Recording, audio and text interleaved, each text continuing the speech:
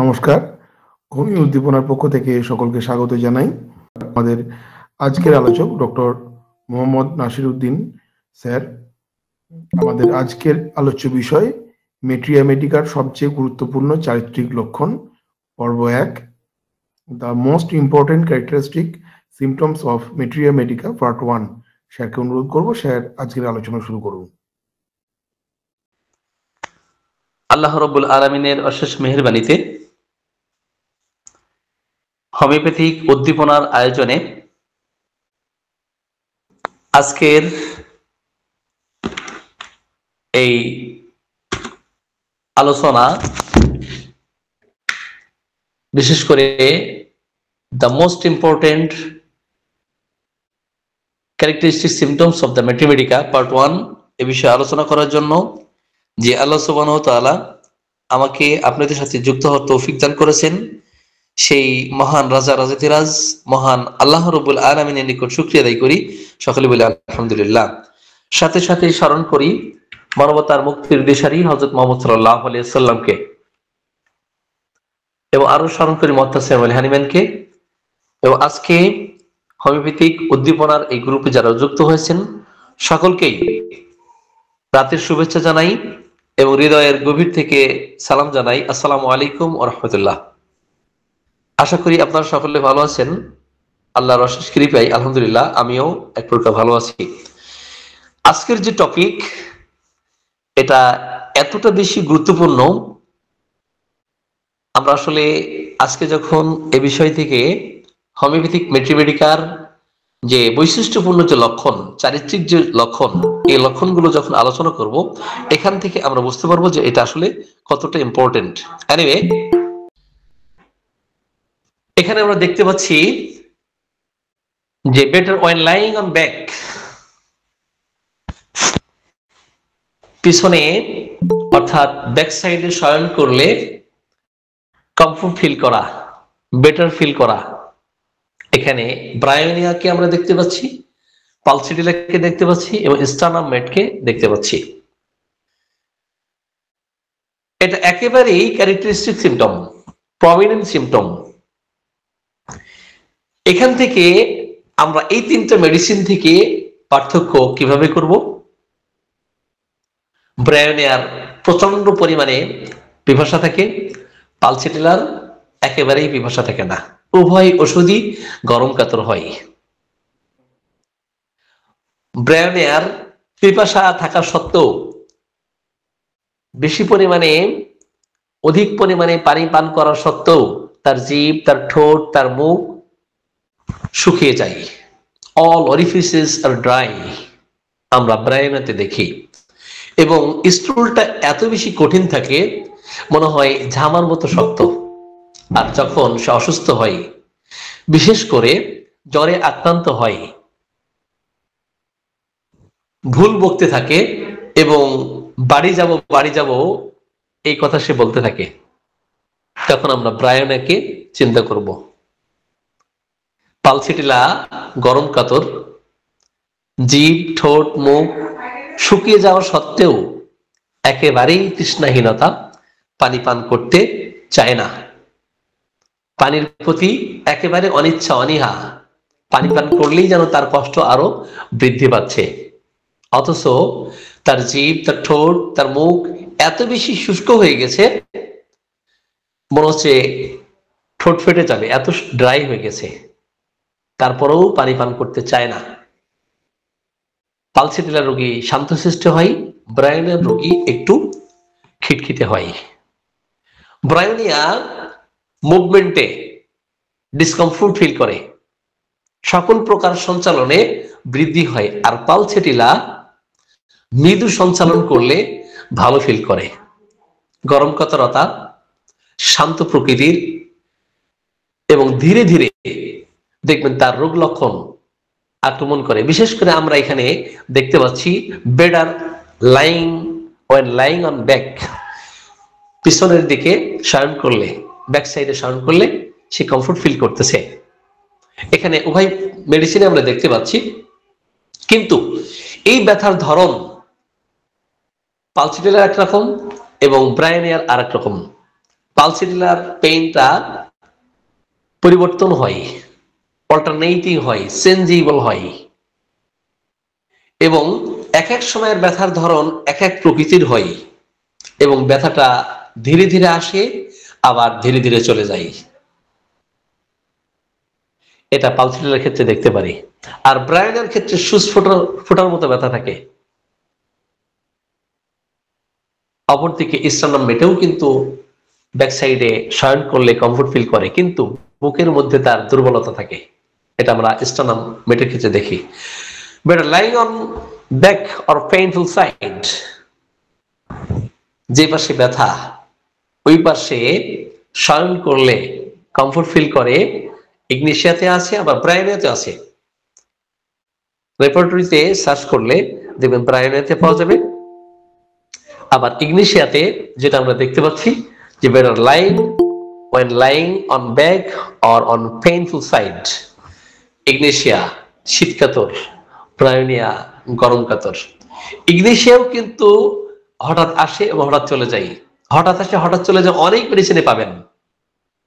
কিন্তু আক্রান্ত পার্শ্বে শয়ন করলে কমফোর্ট ফিল করা, একটু উপশম ফিল করা, এটা ইগনিশিয়াতে এবং ব্রায়োনিয়াতে আছে। কিন্তু ব্রায়োনিয়া গরম কাতর, ইগনিশিয়া শীত কাতর। ব্রায়োনিয়ার প্রচন্ড পিপাসা থাকে, খিটখিটে মেজাজ থাকে, ইগনিশিয়া শীতকাতর হয়। অসুস্থ অবস্থায় দেখবেন সে কোথাও নিরিবিলি থাকতে স্বাচ্ছন্দ্য বোধ করে, ইগনিশিয়াও থাকে, ব্রায়োনিয়াতেও থাকে। কিন্তু আক্রান্ত স্থানে ঠান্ডা দিলে ভালো ফিল করে ব্রায়োনিয়া, আর গরম দিলে ভালো ফিল করে Ignatia. cannot bear pressure on any part, could not rest back against chair, obliged to change position often, feel painful from resting on floor. আমরা ব্যাপটিসিয়ার পেশেন্টদের ক্ষেত্রে দেখি, বিশেষ করে জ্বর অবস্থায় আর্নিকা এবং ব্যাপটিসিয়ার পেশেন্ট দেখবেন ব্যথা বেদনার কারণে বিছানাটা শক্ত বোধ মনে করে। যে পাশেই শয়ন করুক না কেন, যেখানেই বসুক না কেন, দেখবেন হেলান দিয়ে চেয়ারে বসা আছে, এখানে সে বসতে পারে না, একটা পজিশনে সে স্থির থাকতে পারে না, obliged to change position often, প্রায়ই দেখবেন সে স্থানটা পরিবর্তন করতেছে। ব্যাপটিসিয়ার পেশেন্ট যখন টাইফয়েডে আক্রান্ত হন তখন দেখবেন যে সে কুকুর কুণ্ডলীর মতো শয়ন করে এবং স্থান পরিবর্তন করতে করতে এক জায়গা থেকে আরেক জায়গায় চলে যায়, এবং সমস্ত বিছানাটাই মনে হয় যে শক্ত হয়ে গেছে। সে যেখানে আছে যদি ওই স্থানটা নরম থাকে, সেটা শক্তবোধ অনুভূতি, এটা কিন্তু আমরা ব্যাপটিসিয়ার ক্ষেত্রে দেখি, আর্নিকার ক্ষেত্রে দেখি। ব্যাপটিসিয়ার পচনধর্মী অবস্থা তৈরি করার ক্ষমতা আছে এবং পচনশীল অবস্থা তৈরি হয়, তার সকল প্রকার স্রাবে দুর্গন্ধ থাকে। তার ঘাম বলেন, তার প্রস্রাব বলেন, তার পায়খানা বলেন, তার মুখের স্রাব বলেন, লালা বলেন, সকল প্রকার স্রাবে প্রচন্ড মাত্রায় দুর্গন্ধ থাকে। আর ব্যাপটিসিয়া খুব দ্রুত দুর্বল হয়ে যায়। টাইফয়েডে আক্রান্ত হলেই দেখবেন দুর্বল হয়ে যাচ্ছে। অপরদিকে দেখবেন তার হয় পেটের দোষ আসে টাইফয়েডে আক্রান্ত হলে, অথবা তার মাথার সমস্যা দেখা দেয়, continuous pain in the head, অথবা অপরদিকে তার পেট ফেপে গেছে, অথবা ডায়রিয়া হচ্ছে, কনস্টিপেশন থাকতে পারে, অথবা তার ডায়রিয়া থাকতে পারে। এমন অবস্থায় টাইফয়েডের ক্ষেত্রে খুবই চমৎকার কার্যকরী মেডিসিন হবে এই baptisia. Chilliness, shivers, or rigors of our back and abdomen, or between shoulders and down back. আমরা অ্যাকোনাইটের পেশেন্টদের ক্ষেত্রে যেটা দেখি, যদিও এই কথাগুলো নির্দেশক লক্ষণ বা বৈশিষ্ট্যপূর্ণ লক্ষণ, তারপরেও কিন্তু অ্যাকোনাইটের আরো অনেক বৈশিষ্ট্যপূর্ণ লক্ষণ আছে, চারিত্রিক বৈশিষ্ট্যগুলি অ্যাকোনাইটের মধ্যে আছে। দেখবেন তার ব্যাক সাইডের উপরে কি হচ্ছে, থরথর করে একটা কম্পন সৃষ্টি হচ্ছে, অথবা শীত শীত ভাব অনুভব হচ্ছে, সেটা ব্যাক সাইডে হতে পারে, অ্যাবডোমেনে হতে পারে, অথবা তার দুই কাঁধের মাঝে হতে পারে, ব্যাক ডাউনে হতে পারে, অ্যাকোনাইট। কিন্তু অ্যাকোনাইটের একেবারেই নির্দেশক লক্ষণ যখন সে অসুস্থ হয়, কালবৈশাখী ঝড়ের মতো এসে তাকে আক্রমণ করে, কালবৈশাখী ঝড় এসে যেমন দলিয়ে মথিয়ে একেবারে সব মিসমার করে দিয়ে যায়, সবকিছু ধ্বংস করে দিয়ে যায়, অনুরূপ ভাবে অ্যাকোনাইটের রোগ লক্ষণও কিন্তু এইভাবে কালবৈশাখী ঝড়ের মতো এসে আক্রমণ করে। ভূমিকম্প, ভূমিধস অথবা কালবৈশাখী ঝড় বেশিক্ষণ স্থায়ী থাকে না, কিন্তু ভূমিকম্প যদি সেটা দীর্ঘক্ষণ থাকে তাহলে আমরা বুঝতে পারি যে আসলে কি অবস্থা তৈরি করতে পারে। হয় অ্যাকোনাইটের রোগ লক্ষণ সে কালবৈশাখী ঝড়ের মতো এসে দলিয়ে মথিয়ে হয় সে নিজে চলে যাবে, অথবা কাউকে শেষ করে দিয়ে যাবে। অ্যাকোনাইটের রোগ লক্ষণও কিন্তু ডাক্তার ডানহাম বলেছেন যে অ্যাকোনাইটের রোগ লক্ষণও কিন্তু এই কালবৈশাখী ঝড়ের মতো আক্রমণ করে, হয় সে নিজে চলে যাবে অথবা শেষ হয়ে যাবে। অ্যাকোনাইটের রোগ লক্ষণ এমন, সে যখন হঠাৎ করে অসুস্থ হয়ে যায়, প্রেডিকশন করতে থাকে, fear of death, predicts the time, মৃত্যুর দিন, সময়, ক্ষণ, ঘন্টা পর্যন্ত বলে দেয়, আমার বিকাল 5টা পার হবে না, আমি কিন্তু বাঁচবো না।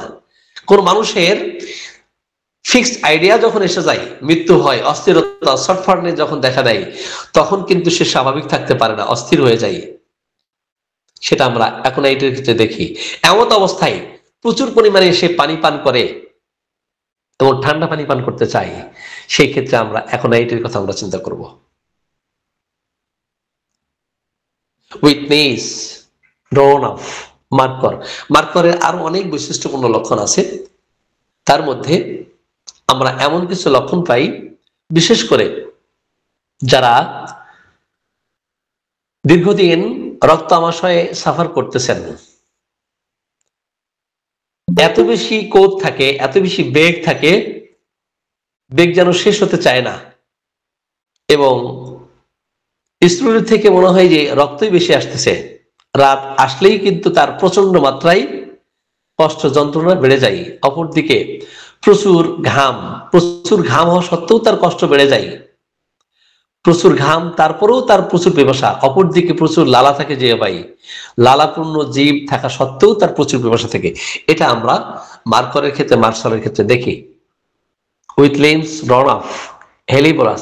হেলিবোরাসের আরেকটা লক্ষণ পাবেন যে বিকাল 4টা থেকে 8টা পর্যন্ত বৃদ্ধি হতে হয়, এই লক্ষণ লাইকোতে পাবেন, এই লক্ষণ ল্যাকটাম সালফে পাবেন, এই লক্ষণ হেলিবোরাসে পাবেন, এই লক্ষণ সেলিডোনিয়ামে পাবেন।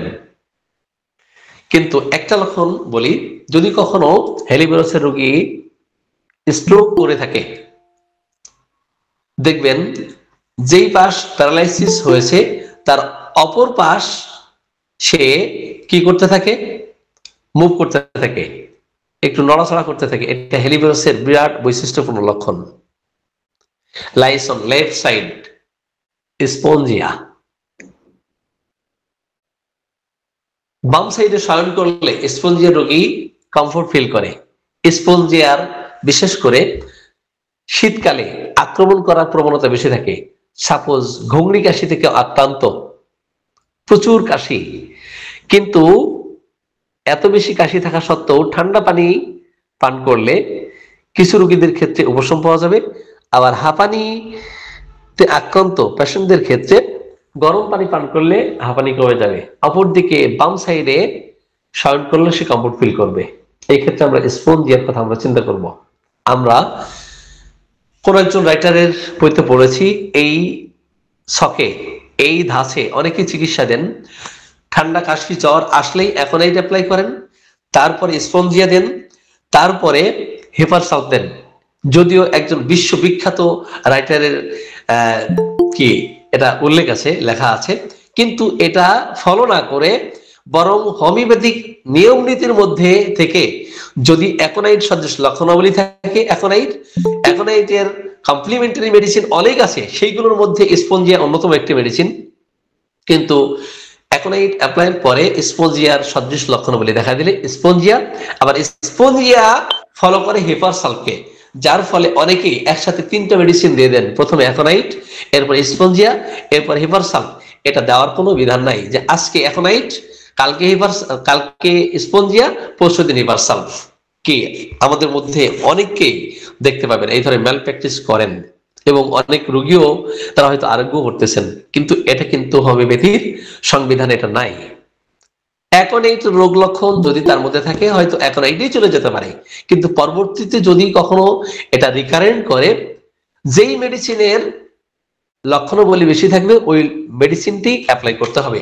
ধরা বাঁধা ভাবে অ্যাকোনাইট, স্পঞ্জিয়া, হিপারসাল দেওয়ার কোনো বিধান নাই। অনেকে বলে থাকেন অ্যাকোনাইট দেওয়ার পরে যদি ঘং ঘং শব্দ হয় কাশির মধ্যে, ঢোলে বাড়ি দিলে যেমন শব্দ হয়, এমত অবস্থায় স্পঞ্জিয়া, তারপরে যখন ঘড়ঘড়ানি শব্দ হয়, সরল হয়ে যায়, তখন হিপারসাল। তো ঘড়ঘড়ানি শব্দের ক্ষেত্রে কিন্তু হিপারসাল ছাড়া অনেক মেডিসিন পাবেন আপনি রেপার্টরিতে। র্যাটলিং সাউন্ড হচ্ছে অনেক মেডিসিন, তার মধ্যে যদি হিপারসাল একটি, কিন্তু অন্য মেডিসিনের সাথে কম্পেয়ার করে অবশ্যই অ্যাপ্লাই করতে হবে। এনিওয়ে, এরপরে আমরা আসি on back with left hand under head, cannot lie on right side or back. Aconite এবং নাক্স ভ্রমের কথা বলা হয়েছে যে অ্যাকোনাইট এবং নাক্স ভ্রমের রোগীদের ক্ষেত্রে আমরা যেটা দেখি, বাম সাইডে মাথার নিচে বাম হাত দিয়ে শয়ন করলে সে কমফোর্ট ফিল করে। কিন্তু অ্যাকোনাইটের বৈশিষ্ট্যপূর্ণ লক্ষণ আগেও বলেছি। অ্যাকোনাইট এবং নাক্স ভ্রমকে আমরা কিভাবে তুলনা করব? অ্যাকোনাইট হঠাৎ করেই সে আক্রমণ করে এবং কালবৈশাখী ঝড়ের মতো আক্রমণ করে দলীয় মতি হয় সে শেষ করে দিতে দেয়, অথবা রোগীকে শেষ করে। অপরদিকে নাক্স ভ্রমের রোগ লক্ষণ কিন্তু এমন হয় না, দীর্ঘদিন অনিয়মের ফলে এটা দেখা দিতে পারে। নাক্সের মেজাজ এত বেশি থাকে, যখন সে রাগান্বিত হয়ে যায়, ক্ষিপ্ত হয়ে যায়, কাকে খুন করবে, কাকে মারধর করবে, তার হেতাহিত জ্ঞান থাকে না। এটা কিন্তু আমরা নাক্স ভ্রমের ক্ষেত্রে দেখি, এটা অ্যাকোনাইটের মধ্যে এভাবে দেখি না। অপরদিকে paralytic weakness with pain in back, যদি ব্যাক সাইডে পেইন সহ পক্ষাঘাতিক দুর্বলতা থাকে, কক্কাসকে একটাই খুব চমৎকার কার্যকরী একটি medicine, soreness about abdomen, sides and back. যদি অ্যাবডোমেনে ক্ষতভাব থাকে এবং ব্যাক সাইডে, সেই ক্ষেত্রেও কিন্তু আমরা ন্যাট্টামসালকে চিন্তা করতে পারি। কিন্তু ন্যাট্টামসাল দেখেন বর্ষাকালীন খুব চমৎকার কার্যকরী একটি মেডিসিন, বর্ষাকালীন খুব চমৎকার কার্যকরী একটি মেডিসিন এবং অ্যান্টি সাইকোটিক একটি মেডিসিন। জল জলীয় স্থানে বসবাস করলে, জলীয় খাবার খাইলে, পানির সংস্পর্শে গেলে তার সকল কষ্ট বেড়ে যায়। কিন্তু তারপরেও সে দেখা যায় গরম কাতর হওয়ার কারণে হয়তো সে গোসল করতে চাচ্ছে, কিন্তু বর্ষাকাল আসলে তার সকল কষ্ট বৃদ্ধি। এটা আমরা দেখি। ন্যাট্টামসালফের মধ্যেও কিন্তু আত্মহত্যার টেন্ডেন্সি থাকে, কিন্তু পরিবারের দায়িত্বের কারণে, দায়বদ্ধতার কারণে তারা কিন্তু আত্মহত্যা করতে পারে না। কারণ সাইকোটিক পেশেন্ট কখনোই আত্মহত্যা করতে চাইবে না, তার কিন্তু ভয় কাজ করতে থাকবে। অপরদিকে সিফিলিটিক পেশেন্ট আত্মহত্যা করতে চায় এবং চূড়ান্ত সিদ্ধান্ত নিয়ে ফেলে। এরপর আসি worse from lying on back, back সাইডে শয়ন করলে যদি বৃদ্ধি হয়, আর্জেন্টাম মেরুডিকাম, নাক্স ভ্রম, ফসফরাস। কিন্তু ফসফরাস শুধুমাত্র দেখবেন মাথায় এবং পাকস্থলীতে ঠান্ডা চাই, আর বাকি সকল অর্গানে সে গরম চাই। ফসফরাসের রোগী অত্যন্ত তীক্ষ্ণ বুদ্ধি সম্পন্ন হয়, খুব মেধাবী হয়, হালকা পাতলা গড়নের হয়। যদিও মাথায় ঠান্ডা চাই এবং পাকস্থলীতে ঠান্ডা চাই, কিন্তু ঠান্ডা সে সহ্য করতে পারে না। এটা কিন্তু আমরা ফসফরাসের ক্ষেত্রে দেখি। ফসফরাস শীতকাতর এবং নাক্স ভ্রমও শীতকাতর। আর্জেন্টাম মেটালিকামও মেরুডিকাম সম্ভবত দ্বিতীয় শ্রেণীর শীতকাতর। horse lying on back or left side. ফসফরাসের রোগীদের ক্ষেত্রে আমরা যেটা দেখি, বাম সাইডে সে শয়ন করতে পারে না। They cannot lie left side. বাম সাইডে তারা শয়ন করতে পারে না, এবং ব্যাক সাইডেও তারা শয়ন করতে পারে না। শয়ন করলে তার বৃদ্ধি দেখা দেয়। Better from bending backward. ইথুজা খুব চমৎকার কার্যকরী একটি মেডিসিন। পিছনের দিকে বাঁকা হলে কমফোর্ট ফিল করতে থাকে ইথুজা। কোন দিকে? যদি পিছনের দিকে বাঁকা হয়, ধনুকের মতো বাঁকা হয়ে যায়, এই ক্ষেত্রে কমফোর্ট ফিল করতে থাকে। ইথুজার রোগীদের ক্ষেত্রে আপনি দেখবেন সে প্রাণী নিয়ে কথা বলতেছে, সে প্রাণীর সাথে কথা বলতেছে, প্রাণীর প্রতি তার অনেক বেশি ভালোবাসা থাকে। এটা ইথুজার ক্ষেত্রে আমরা দেখি। ইথুজার একটা গল্প বলি। বিশেষ করে গরমকালে যে সমস্ত মায়েরা শিশুদেরকে ঘন ঘন দুধ পান করান, ব্রেস্ট ফিডিং করান, এই গরমকালে দেখবেন অধিকাংশ শিশু অসুস্থ হয়ে পড়ে। কেমন করে অসুস্থ হয়ে পড়ে? Lecture on materia medica doctor Kent aethusa অধ্যায়ে দেখবেন উনি লিখছেন, আমাদের মায়েরা দেখবেন সচেতনতার অভাবে কি করেন, বারবার দুধ পান করাতে থাকেন, ব্রেস্ট ফিডিং করাতে থাকেন। একটু কান্নাকাটি করতেছে, অমনি এসে দুধ পান করান। বাচ্চা ঘুমাচ্ছে না, দুধ পান করান। এবং এরপরে দুধ বমি করতে থাকলে কুসংস্কার বশত গ্রামের লোকজন বলে থাকেন যে বাচ্চার এখন পেট বড় হচ্ছে, যার ফলে দুধ বমি করবে আর ঘন ঘন খাওয়াতে হবে। এটা কিন্তু কুসংস্কার, এটা অজ্ঞানতা, অসচেতনতা, এটা মূর্খতা। ডক্টর কেন বলেছেন, মিল্ক ট্রানজাকশন হতে 2 থেকে 2.5 ঘন্টা সময় লাগে। আধা ঘন্টা আরো পাকস্থলীকে রেস্ট দিতে হয়। তারপরে যখন শিশু যখন কান্নাকাটি করে, তখন ধরে নিতে হবে সে ক্ষুধার জন্য কান্নাকাটি করতেছে, তখন সে ভরপুর ব্রেস্ট ফিডিং করতে পারে এবং তৃপ্তি সহকারে খায়। কিন্তু যখন এই ইথুজার শিশুকে ঘন ঘন দুধ পান করানো হবে, সে দুধ বমি করবে এবং দধির মতো ছানা কাটা বমি করতে থাকবে, দুর্গন্ধযুক্ত বমি, টক বমি করতে থাকবে। এরপরে খাওয়ার জন্য আবার কিন্তু সে অস্থির হয়ে যাবে। দুধ বমি করার পরেই, এই দধির মতো বমি করার পরেই মাথাটা সে সোজা রাখতে পারবে না। They can not hold up the head. মাথা সে সোজা রাখতে পারে না, ঘাড় বাঁকা হয়ে যাচ্ছে। কিন্তু দুধ খাওয়ার জন্য আবার পাগল হয়ে যায়। যেই দুধ পান করে আবার কিছুক্ষণ পরে সে বমি করে দেয়। এটা কিন্তু এই ক্ষেত্রে আমাদের সাবধানতা অবলম্বন করতে হবে, সচেতনতা বোধ থাকতে হবে। যদি কখনো কোনো মায়েরা এমন করে থাকেন, তার বাচ্চার প্রায় দেখবেন পেটের পীড়া, পাতলা পায়খানা, বিশেষ বিশেষ সমস্যা হিসেবে দেখা দিবে, এমন অবস্থায় ইথুজা খুব চমৎকার কার্যকরী একটি মেডিসিন। কিন্তু আমি আপনি ইথুজা অ্যাপ্লাই করার পরে 1 সপ্তাহের জন্য ভালো হলো, 2 সপ্তাহের জন্য ভালো হলো, আবার দেখা দিল।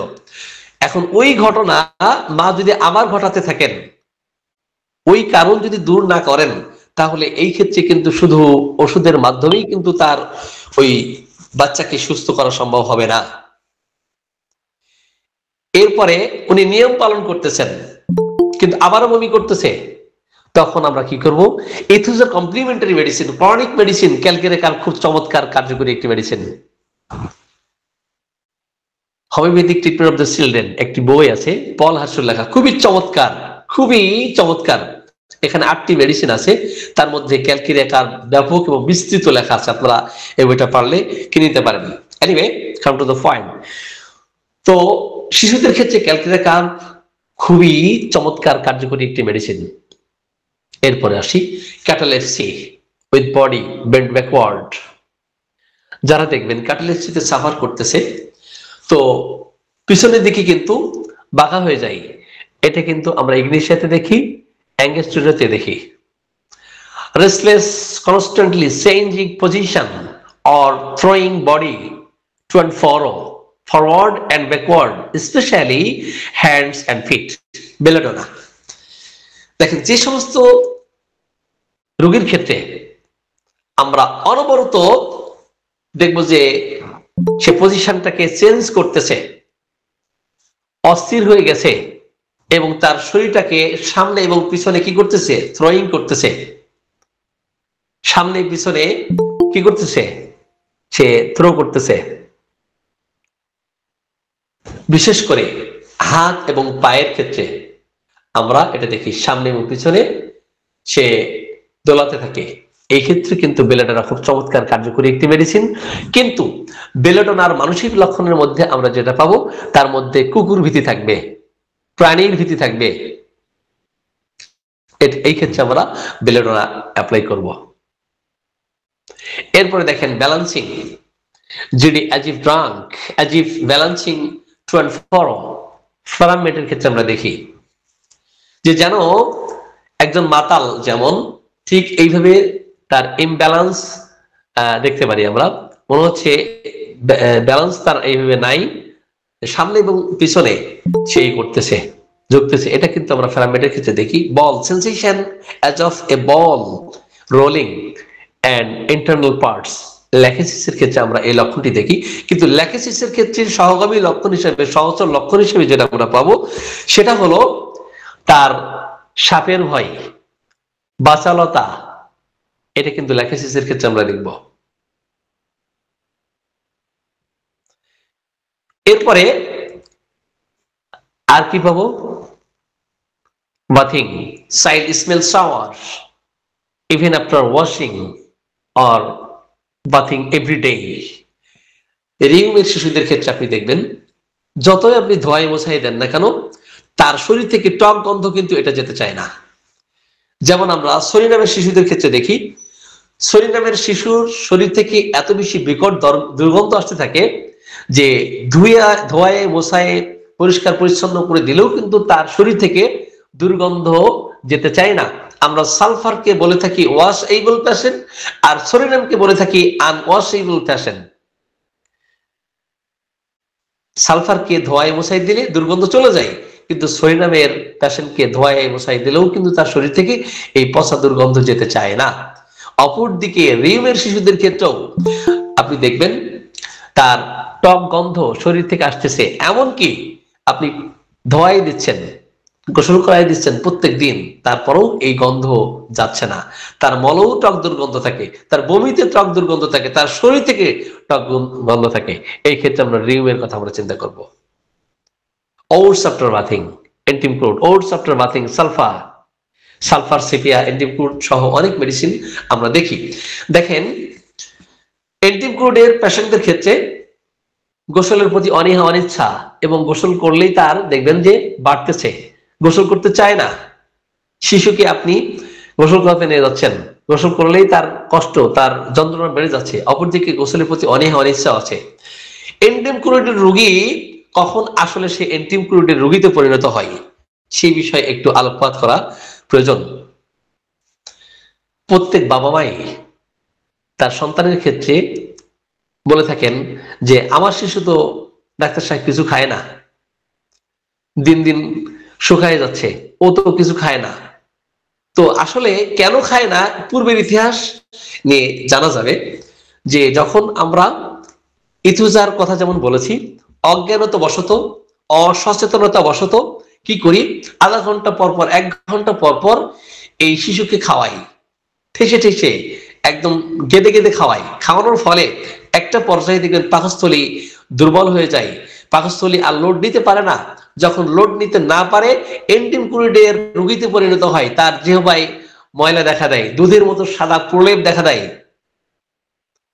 দুধের স্বর যেমন পড়ে থাকে সেম জিহ্বার উপরে এই ধরনের একটা স্তর পড়তে থাকে, কোটিং থাকে, হোয়াইট কোটিং থাকে। অপরদিকে তাকে স্পর্শ করলে সে সহ্য করতে পারে না, গোসল করাতে গেলে তার কষ্ট বেড়ে যায়, কিন্তু শীতকাতর হওয়া সত্ত্বেও রৌদ্রে সে থাকতে পারে না, রৌদ্রে থাকলে তার কষ্ট বেড়ে যায়। আগে তো আসলে এন্টিমক্রুডের শিশু দেশে পরিণত ছিল না, আমি আপনি এই ধরনের অনিয়ম করার কারণে সে এন্টিমক্রুডের রোগীতে পরিণত হচ্ছে। এখন যতই আপনি তাকে অন্যান্য চিকিৎসাতে নিয়ে যান না কেন, অন্য প্যাথিতে নিয়ে যান না কেন, তার এই খাবারের পরিবর্তন না আনলে এবং নির্দিষ্ট সময় অন্তর তাকে খাবার না দিলে, ঘন ঘন খাবার খাওয়ালে, অপরদিকে চিকিৎসা নিলেও কিন্তু তাকে ভালো করা সম্ভব হবে না। Anyway, worse from cold bathing, ক্রিয়াজটিয়া রোগীদের ক্ষেত্রে আমরা দেখি ঠান্ডা পানিতে গোসল করলে তার কষ্টগুলো বেড়ে যায়। Worse from washing or bathing, antim ক্লোরাইডের কথা বলেছি, সালফারেও কিন্তু আছে, যে তাকে ধোয়াই দিচ্ছেন, গোসল করাচ্ছেন, তার কষ্ট বেড়ে যাচ্ছে। একটা জিনিস লক্ষ্য করি যে সালফার এবং সরিনাম উভয় ওষুধেই কিন্তু গোসলের প্রতি অনীহা আছে, অনিচ্ছা, বিরক্তি আছে, কিন্তু সরিনামের রোগী গোসল করা মাত্রই কিন্তু সে ভালো ফিল করে। সরিনামের রোগী গোসল করলে ভালো ফিল করে, বরং সে ঠান্ডা পানি দিয়ে গোসল করলে ভালো ফিল করে। কোল্ড বাথিং অ্যামিনোরেশন কিন্তু সম্ভবত সরিনামের মধ্যে আছে, সেকেন্ড গ্রেড মেডিসিন, সিনথেসিস রেপার্টরিতে আপনারা দেখবেন। cannot bear heat of sun, আমি একথা আগেই বলেছি যে সূর্যের উত্তাপ সহ্য করতে পারে না। those who are passion of anti-crude, belladonna, সূর্যের উত্তাপ সহ্য করতে পারে না, বেলাডোনাও পারে না এবং এন্টিম ক্রুডও পারে না। কিন্তু বেলাডোনা জীবটা পরিষ্কার থাকে, এন্টিম ক্রুডের জীবটা কেমন থাকে? অপরিষ্কার থাকে, হোয়াইট কোটেড থাকে। To be uncovered, coughs when any part of body is uncovered, hepar sulph. দেখেন হেপারসালফের রোগীদের ক্ষেত্রে আমরা যেটা দেখি, এত বেশি শীতকাতর থাকে, এই শীতের মধ্যে দেখবেন জানালা দরজা যদি কিনা একটু খোলা থাকে, একটু ছিদ্র থাকে, হেপারসালফের রোগী কিন্তু আর ঘুমাতে পারবে না। তাহলে আনকভার করলে তার কষ্ট বেড়ে যাবে, আনকভার করলে তার কাশি বেড়ে যাবে। শরীরের যে কোনো অঙ্গ খোলা রাখলেই দেখবেন তার কাশি বেড়ে যাচ্ছে, বরং সে কাভারিং ডিজায়ার করে, ঠান্ডা বাতাস সে সহ্য করতে পারে না। হেপারসালফের রোগী অ্যান্টিসিপিলিটিক পেশেন্ট, হেপারসালফের পেশেন্টদের ক্ষেত্রেও কিন্তু আমরা দেখি প্রচন্ড মাত্রায় সে ক্ষিপ্ত, প্রচন্ড মাত্রায় সে রাগান্বিত। যখন সে রাগান্বিত হয়ে যায়, সিপিলিটিক পেশেন্টদের ক্ষেত্রে আমরা দুই ধরনের চরিত্র দেখি। একটা চরিত্র হচ্ছে সে কাউকে খুন করে ফেলবে। সিপিলিটিক পেশেন্টদের মধ্যে আমরা দেখি একটা চরিত্র, সে হয়তো কাউকে খুন করে ফেলবে, অথবা নিজের দোষ নিজের ঘাড়ে রেখেই নিজেকে শেষ করে দিবে। সে রক্তের হোলি খেলতে চায়, অথবা নিজে নিজেই সে শেষ হয়ে যেতে চায়, যে আমি আমার সন্তানকে কিছু বলতে পারতেছি না, আমি আমার স্ত্রীকে কিছু বলতে পারতেছি না। যেমন অরামবিটের রোগী, সে নিজে নিজেই শেষ হয়ে যায়। কিন্তু হেপারসালফের রোগী অন্য কাউকে খুন করে ফেলতে পারে, যাকে তাকে ছুরি বসাই দিতে পারে, যখন তখন সে খুন করে খুন করতে পারে। এটা কিন্তু আমরা হেপারসালফের ক্ষেত্রে দেখি। হেপারসালফের রোগী যেমন উগ্র, তার খাবারও কিন্তু উগ্র। হেপারসালফের রোগী কি উগ্র হয় না? উগ্র হয়। আবার তার খাবারও কিন্তু উগ্র। দেখবেন সে টক পছন্দ করে, সে ঝাল পছন্দ করে, প্রচন্ড মাত্রায় সেন্সিটিভিটি থাকে। সে মানুষ হিসাবে যেমন সেন্সিটিভ, ইন্টারনাল এক্সটার্নাল উভয়ই কিন্তু সে sensitive. Aversion to be washed, aversion to B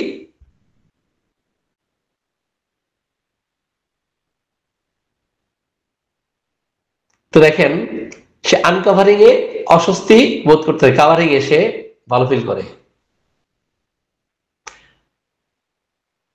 এরপর আসি ব্রোজ পেইন, অ্যাজিটেশন, আনিকা, ব্যাডিয়েগা, ব্যাপটিস, অনেক মেডিসিনের ক্ষেত্রে আমরা দেখি থ্যাতলানো বোধ, ব্যথা, যেন তাকে পেটানো হয়েছে।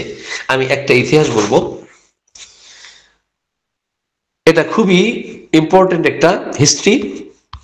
আমার একজন পেশেন্ট, ইতিহাস নিচ্ছি যে তার সমস্ত শরীরে ব্যথা, এত ব্যথা যে সহ্য করতে পারেন না। ব্যথার জন্য ব্যথানাশক অনেক ওষুধ, মেডিসিন উনি খেয়েছেন, ওষুধ নিয়েছেন, এই ব্যথা যায় না। তো ওনাকে আমি বললাম যে আপনি বিবাহিতা অথবা অবিবাহিতা? উনি বললেন আমি ডিভোর্সি। তো দেখেন পেশেন্ট থেকে যখন আমরা হিস্ট্রি কালেকশন করি, সে বিয়ে করেছে অথবা করে নাই, অথবা ডিভোর্স হয়ে গেছে এবং কতদিন পর বিয়ে করছে, এর মধ্যে কিন্তু অনেক ইতিহাস লুকিয়ে থাকে। তো যা ডিভোর্স কেন হলো, তখন উনি ইতিহাস বলা শুরু করলেন। ইতিহাস বলা শুরু করলেন, আমি ভালোবেসেই বিয়ে করেছিলাম, কিন্তু এই স্বামী একটা পর্যায়ে আমার প্রতি এত বেশি অমানবিক, এত বেশি অমানসিক নির্যাতন করত, আমি সারা রাত এইভাবে মার খেতাম। সে চুলের গড়া থেকে একেবারে পায়ের নখ পর্যন্ত আমাকে পেটাতো, এমনকি মাঝে মাঝে সে আমাকে হাতুড়ি দিয়ে পেটাতো। মদ খেয়ে মাতাল হয়ে স্ত্রীর সাথে এই ধরনের নির্যাতন করতো, অমানবিক অমানসিক আচরণ করত। দীর্ঘদিন 2-3 বছর সংসার করেছি। আমার সমস্ত শরীরে এত ব্যথা, যখন আমি রাস্তা দিয়ে হাঁটি, কোনো ছেলেরা যদি ক্রিকেট খেলে, তখন মনে হয় ওই স্টাম্প দিয়ে, ওই ব্যাট দিয়ে আমাকে মারতে আসতেছে।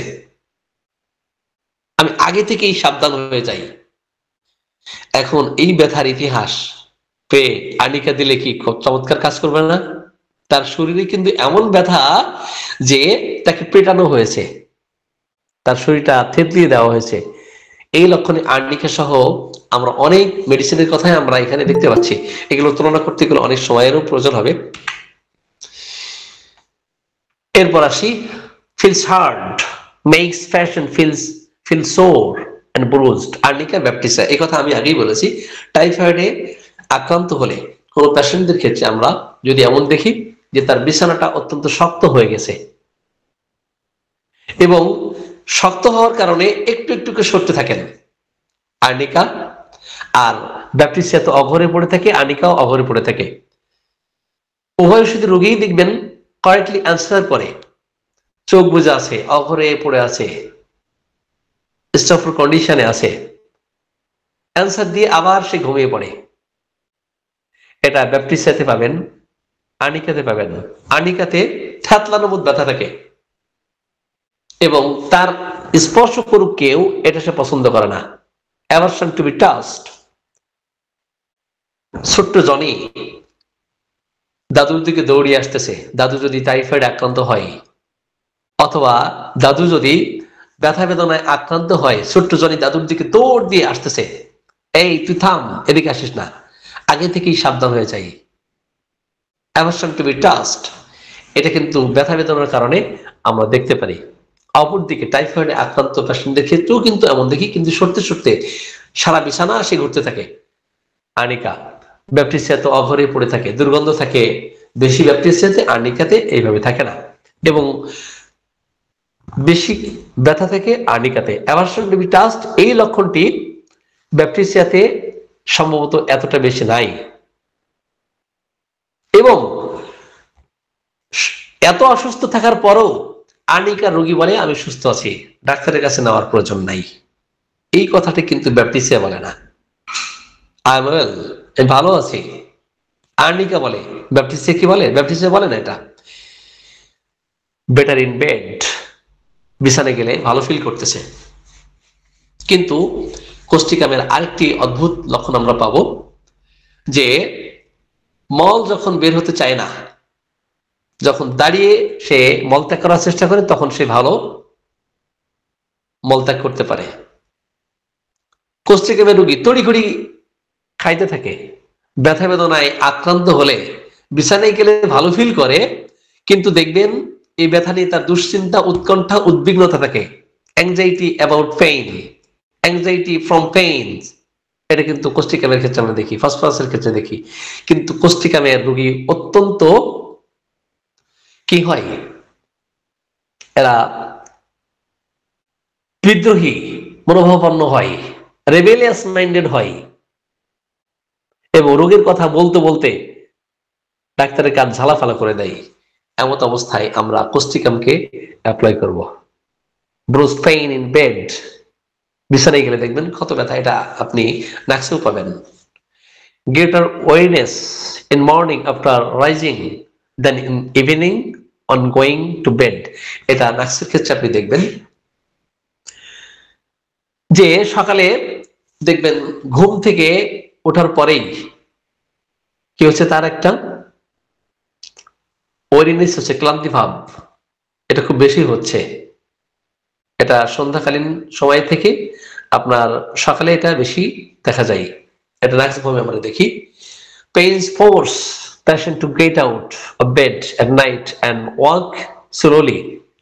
তো স্লোলি হাঁটলে কমফোর্ট ফিল করে, কিন্তু পালসেটিলা। অপরদিকে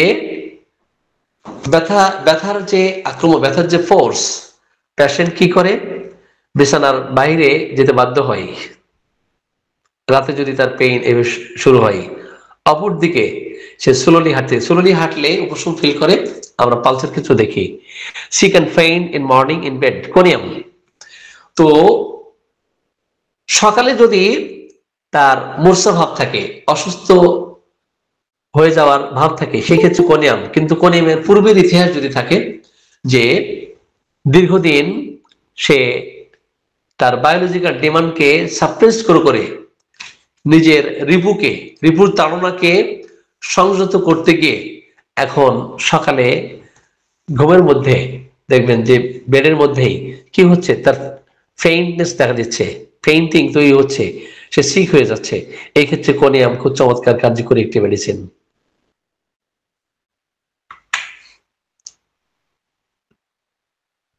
এখন আসি অ্যাপিসের খুব চমৎকার একটা লক্ষণ, burning stinging pain like bee stinging.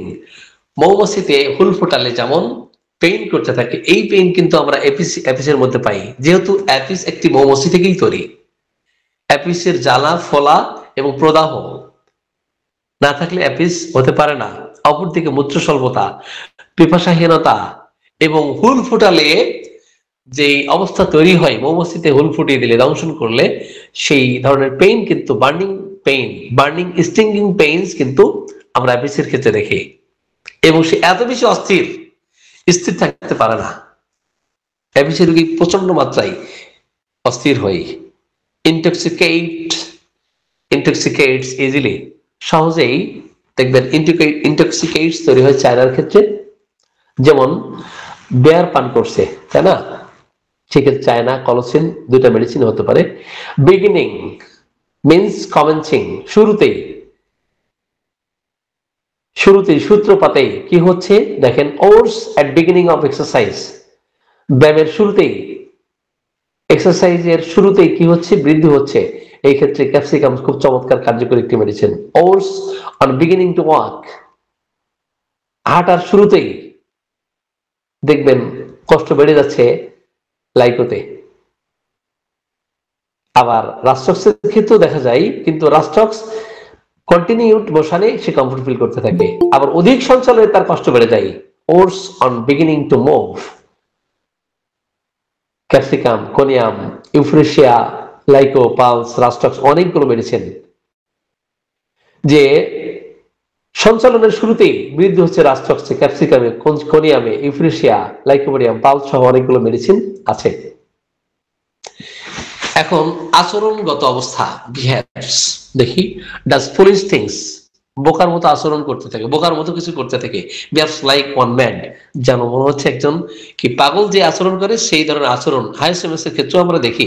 যেমন হায়োসেমাস এর রোগীর লাজ লজ্জা একেবারেই কিন্তু থাকে না, নিজেকে বিবস্ত্র করতে চাই, নিজের জনন যন্ত্রকে সে এক্সিবিশন করতে চাই, exhibition of the penis in front of the people. দেখবেন সে জনন যন্ত্র কি করতেছে, মানুষের সামনে প্রদর্শন করছে, দেখাচ্ছে। এটা নারী হোক পুরুষ হোক, তার হায়া লজ্জা শরম একেবারেই নাই। অপরদিকে প্রচন্ড মাত্রায় তার সন্দেহ প্রবণতা আছে, কেউ তাকে বিষ পান করিয়ে মারবে, বিড় করে সে যেন বকতেছে, বোকার মতো আচরণ সে করতে থাকে। এটা আমরা হায়োসেমাস এর ক্ষেত্রে আমরা দেখি। সন্দেহ প্রবণতাও কিন্তু ল্যাকেসিসের মতো হায়োসেমাস এর মধ্যে আছে।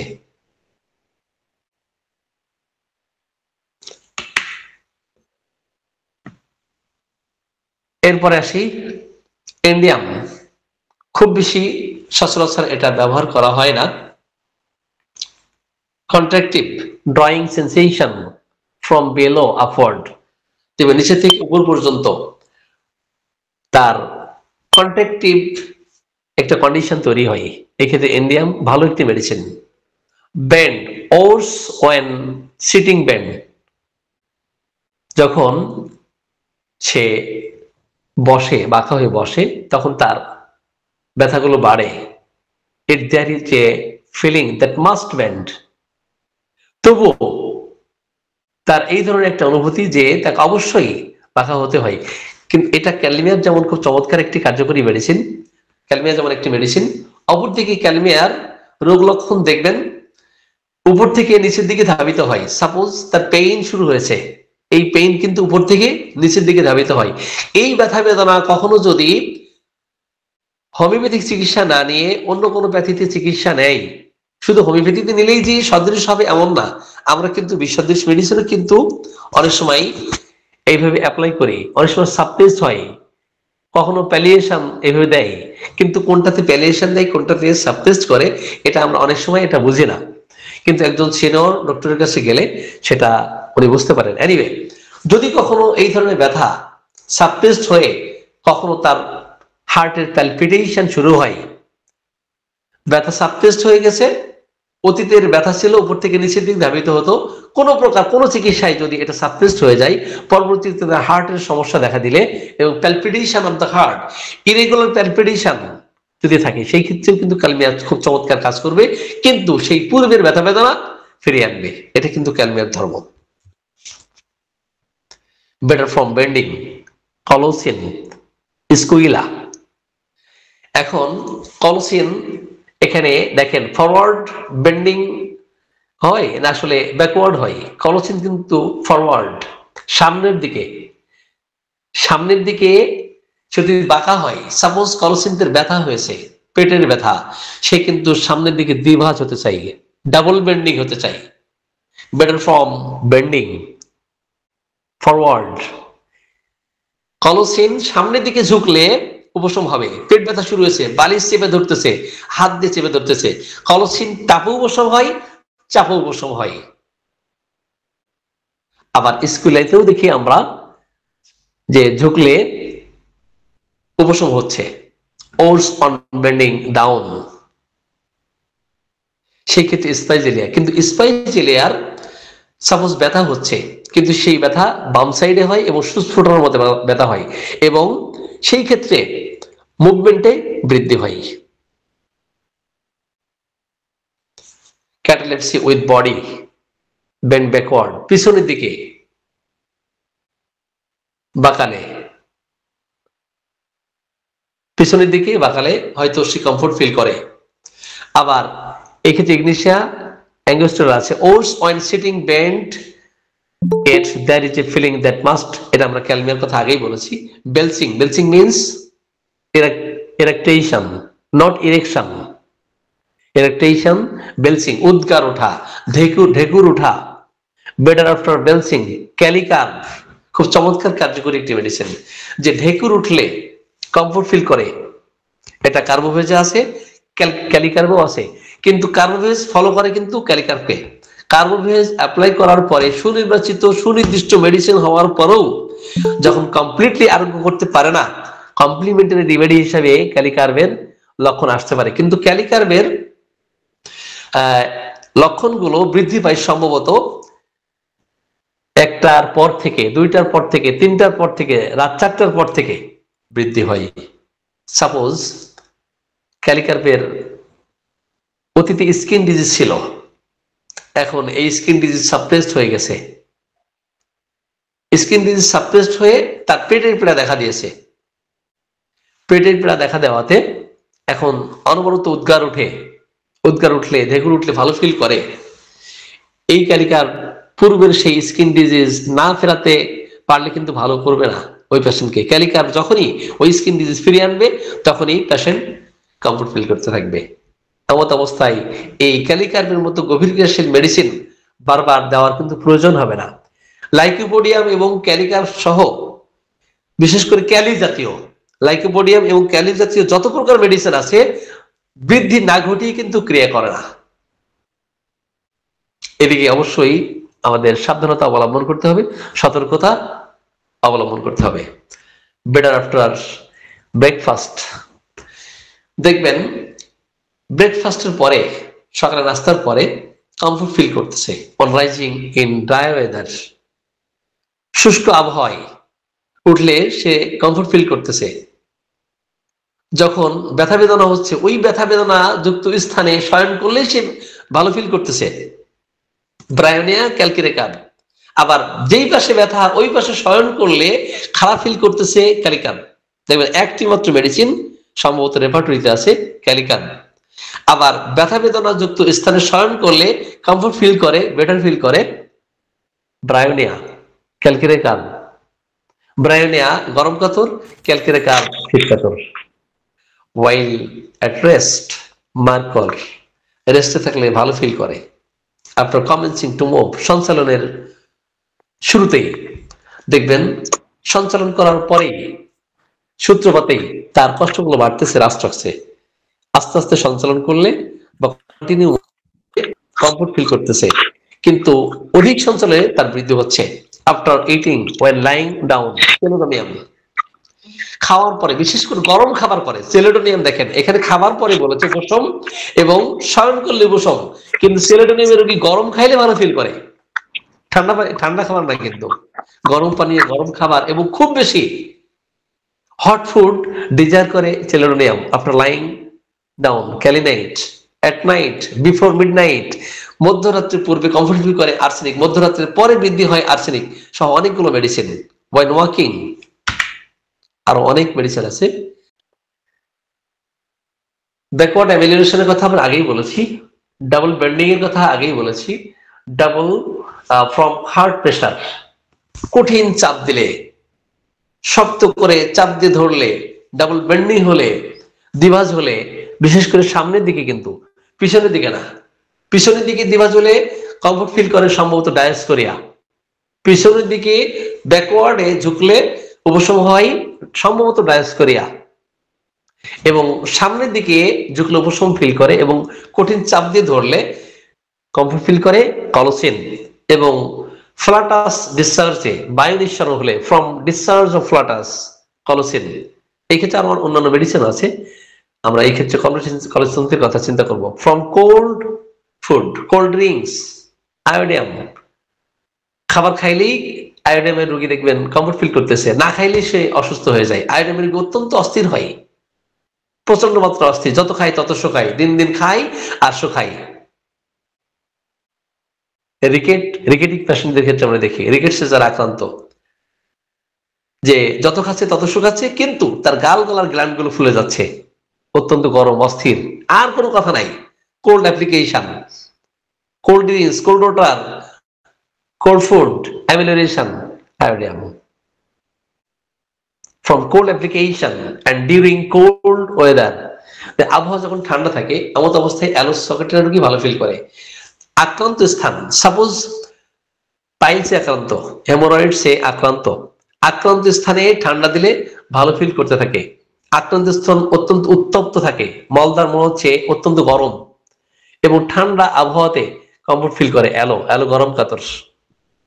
সম্মানিত হোমিওপ্যাথিক চিকিৎসকবৃন্দ, আজকে আমার আলোচনা দীর্ঘায়িত না করে সংক্ষিপ্ত পরিসরে এখানেই আমি আমার আলোচনা শেষ করছি।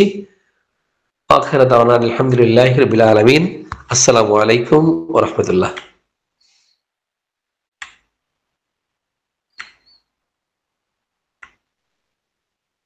সকলকে ধন্যবাদ। ধন্যবাদ আজকের একটি অসাধারণ আলোচনার জন্য। আমরা আজকের আলোচনা এখানে আর দীর্ঘায়িত করতে চাচ্ছি না।